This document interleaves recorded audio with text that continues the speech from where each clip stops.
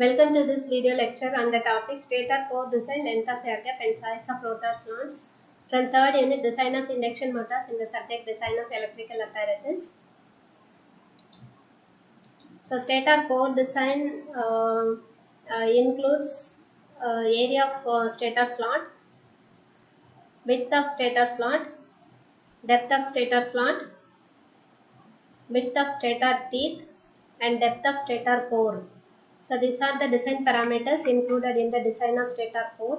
So already in the previous class we have designed the selection of number of stator slot based on stator slot pitch and slots per pole per phase Q value.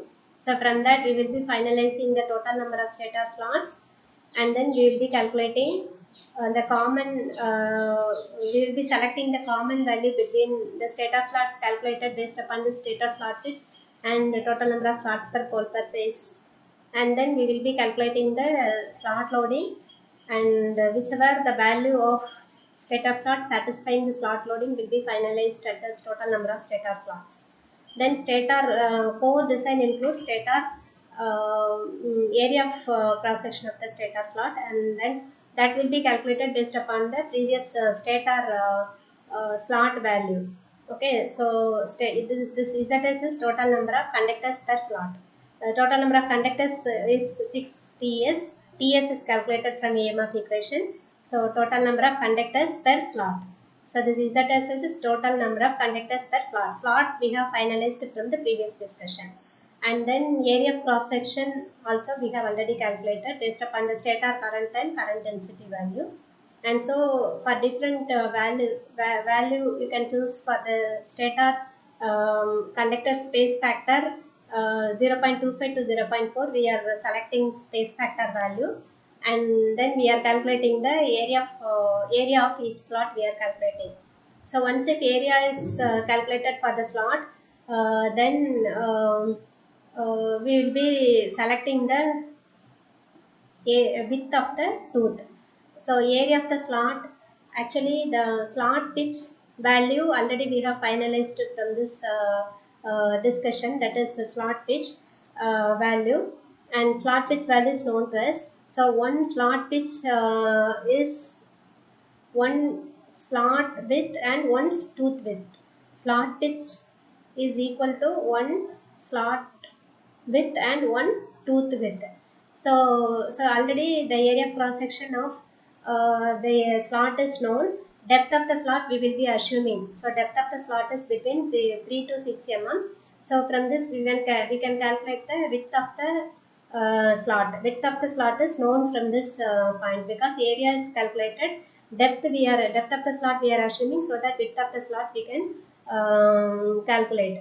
So width of the slot is known, slot pitch is known, so that we can calculate the width of the tooth.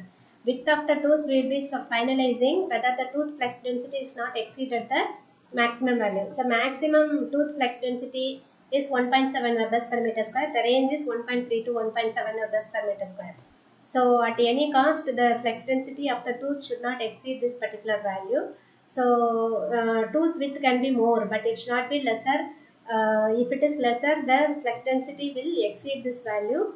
If flex density exceeded this value, then the core will get saturated. So to avoid core saturation, the tooth width should not be exceed the tooth width should be minimum value.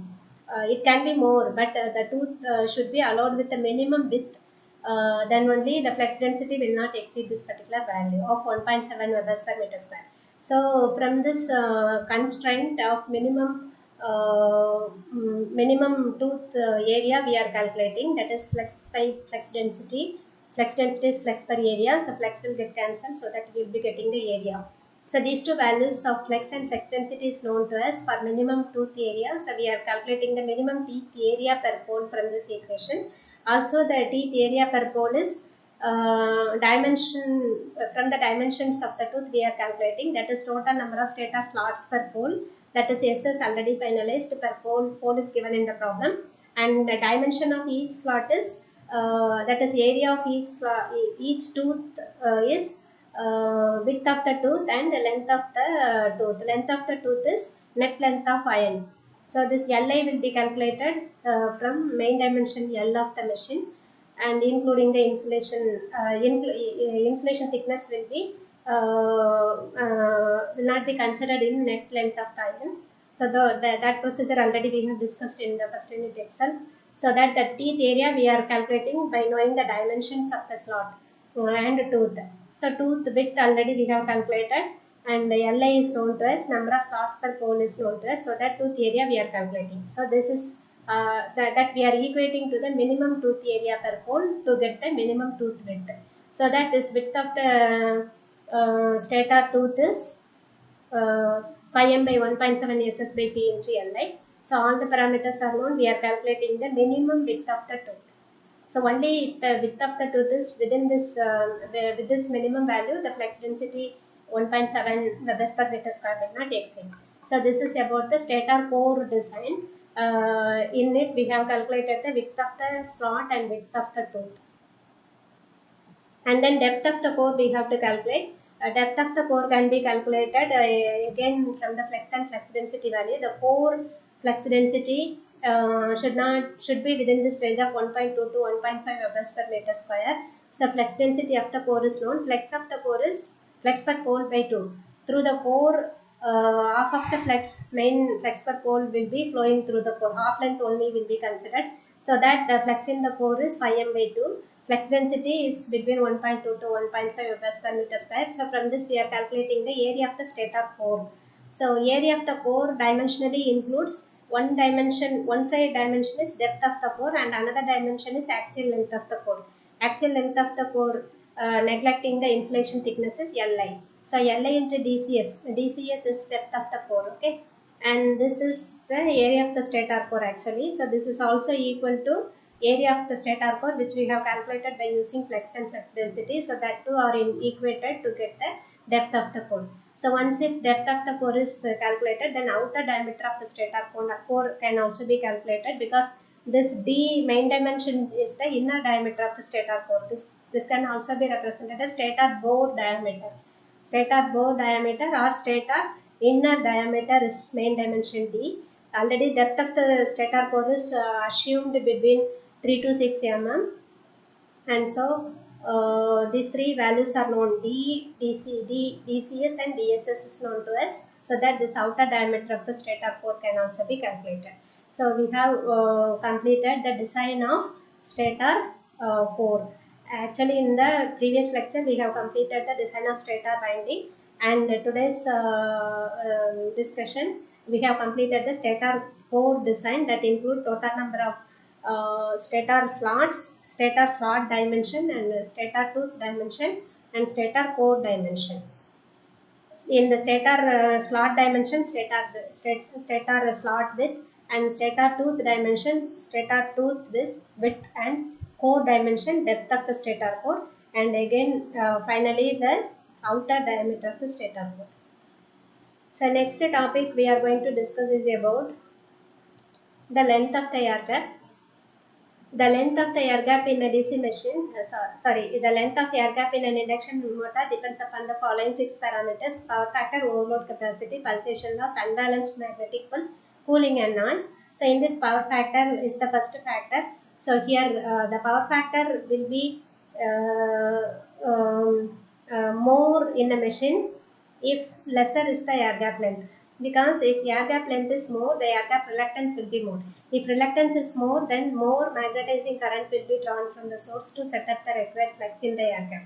So if more magnetizing current is drawn, this magnetizing current is being fully lagging current, the power factor will be very lesser if more magnetic current is drawn from the source.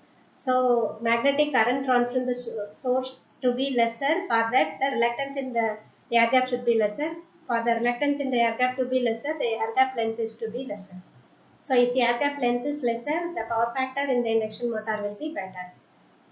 Overload capacity, all other parameters if we consider, other than this power factor, air gap length is required to be more, so that this overload capacity will be more if air gap length is more. By having, if air gap length is more, this zigzag leakage reactance will be lesser. If air gap length is more, zigzag leakage reactance will be lesser. So if the reactance is lesser, then overload capacity of the machine will be increases. As far as this overload capacity parameter is considered, the overload capacity is to be more in the machine. So to get more overload capacity, length of the air gap is to be greater, more. And pulsation loss. So this pulsation loss is also with respect to slotting in the machine. So this pulsation loss will also be lesser if the air gap length is more. And unbalanced magnetic pull, it is actually a small deflection or eccentricity of the shaft. So that will be lesser if more air gap length is provided in the machine.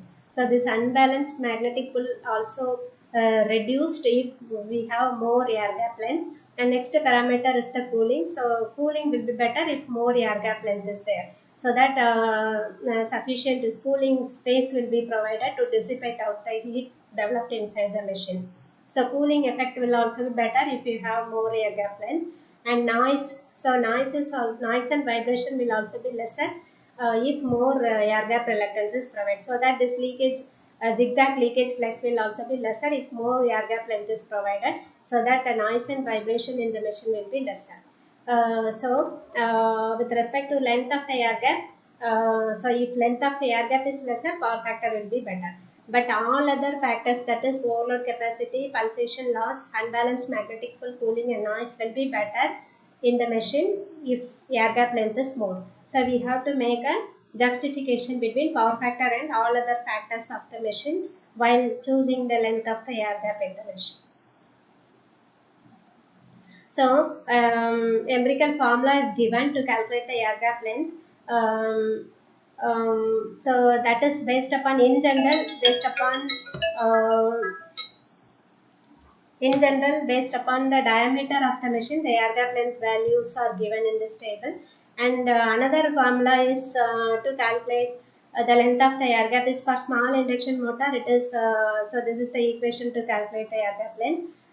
D and L is the main dimension of the machine, already we know. And alternate formula for small induction motors is this formula, Lg is equal to these values. So here D and L are the main dimension, we know. This VA is the peripheral velocity of the machine, that is the limiting value of this VA is 30 meters per second. So all the parameters are known to us so that we can calculate the length of the air gap. Another formula for general use, actually this formula we will be using in problems also, that is Lg is equal to 0.2 plus D in M. D is the diameter of the machine, that is known to us, so that we can calculate the length of the air gap. And for machines with the journal bearing, so this is the formula to calculate the air gap length, wherein this D is the diameter of the machine, we know. So all the three parameters, that is diameter, length and peripheral velocity of the machine, values are known to us. So for different cases in the induction machine, we can calculate the length of the air gap in the machine.